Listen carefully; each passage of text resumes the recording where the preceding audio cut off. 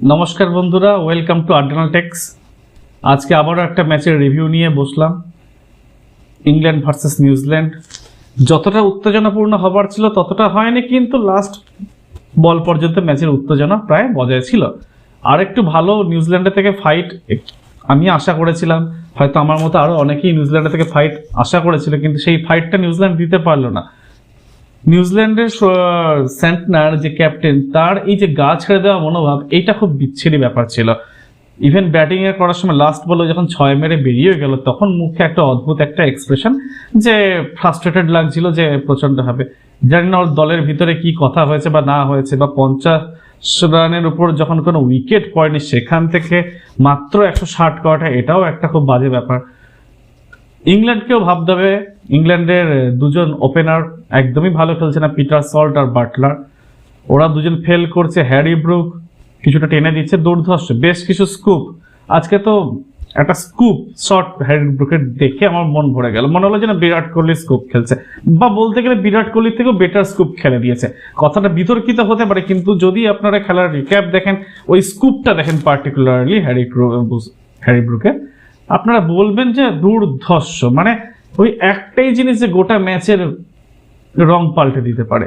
মাঝখানে নিউজিল্যান্ড কিছুটা হলেও ফাইট দিল, তারপর সদির ওভারটা যেভাবে উইল জ্যাক্স রানটা করে নিল, তারপরে নিউজিল্যান্ড আর ফিরে আসতে পারেনি। ইভেন 19 নম্বর ওভারেও লাস্ট বলে 6টা মেরে দিল সেন্টনারকে, যার জন্য কিনা আহমেদ ওখানে নিউজিল্যান্ড প্রায় বলতে গেলে পুরোটাই ম্যাচ হেরে গিয়েছিল। 5 রান একেবারে লাস্ট ওভারে করা, সেটা কোনো ব্যাপার না। ম্যাট হেনরিকে এত ভালো বল করলো, তারপরেও মাত্র 2টো ওভার বল করিয়েছিল। মানে এটাই একটা অবাক করা ক্যাপ্টেন্সি নিউজিল্যান্ডের আছে। কি হয়েছিল, ওরা কোনো কিছুই যেন ঠিক করে এক্সিকিউট করতে পারলো না। ম্যাট হেনরির মতো বোলার, যে আগের ম্যাচে দুর্ধর্ষ পারফরমেন্স ছিল, তাকে মাত্র 2টো ওভার বল করানো হলো।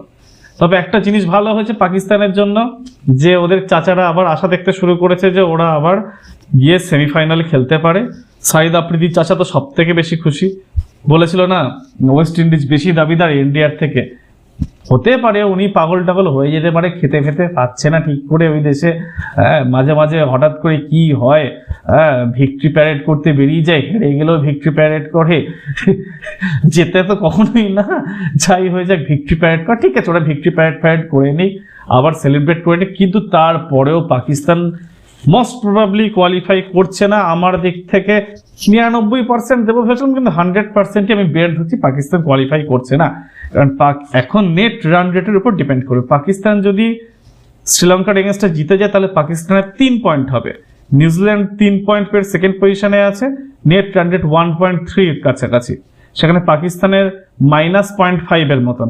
ইংল্যান্ড তো কোয়ালিফাই করে গিয়েছে।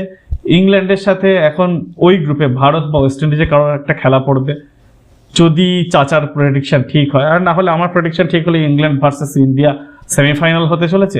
এদিকে South Africa versus either Pakistan আর নিউজিল্যান্ড হতে চলেছে।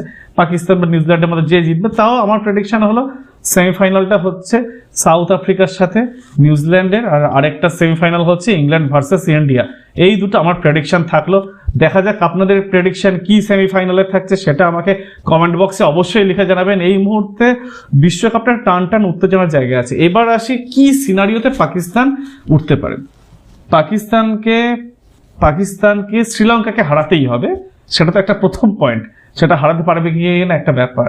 যদিও হারায়, within 10th to 12th over যদি রান চেস করে, 10th to 12th ওভারের মধ্যে রান যদি চেস করতে পারে, তবে নেট রান রেটে গিয়ে ও নিউজিল্যান্ডকে বিট করতে পারবে।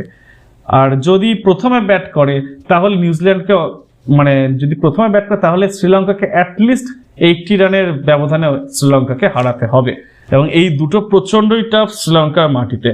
এবং আমার মনে হয় না শ্রীলঙ্কা লাস্ট ম্যাচে একটা মরণ কামড় না দিয়ে ছাড়বে পাকিস্তানকে। শ্রীলঙ্কা লাস্ট ম্যাচটা জিততে চলেছে, কারণ শ্রীলঙ্কা যে দুটো ম্যাচ হেরেছে খুবই আনলাকি ডিফিট বলতে গেলে। ওরা যথেষ্ট ভালো খেলছে। এই মুহূর্তে দেখা যাক আমার প্রেডিকশন ঠিক হয় না। আপনারা কি প্রেডিকশন করছেন সেটা তলায় জানান। আর বিশ্বকাপটা এনজয় করতে দেখুন। এই মুহূর্তে একটা দারুণ একটা মোমেন্টাম আছে, প্রত্যেকটা ম্যাচ ইম্পর্টেন্ট, প্রত্যেকটা ম্যাচ নকআউট ম্যাচ। একটা ম্যাচের রেজাল্টের উপর আরো একটা টিমের ভবিষ্যৎ নির্ভর করছে। মানে বিশ্বকাপটা একটা নাটকীয় মোড়ে আছে। তো বিশ্বকাপ এনজয় করুন, ভালো থাকুন, সবার সাথে এনজয় করুন। চ্যানেল ভালো লাগলে সাবস্ক্রাইব, শেয়ার, লাইক করতে ভুলবেন না, আর আমার পাশে থাকবেন।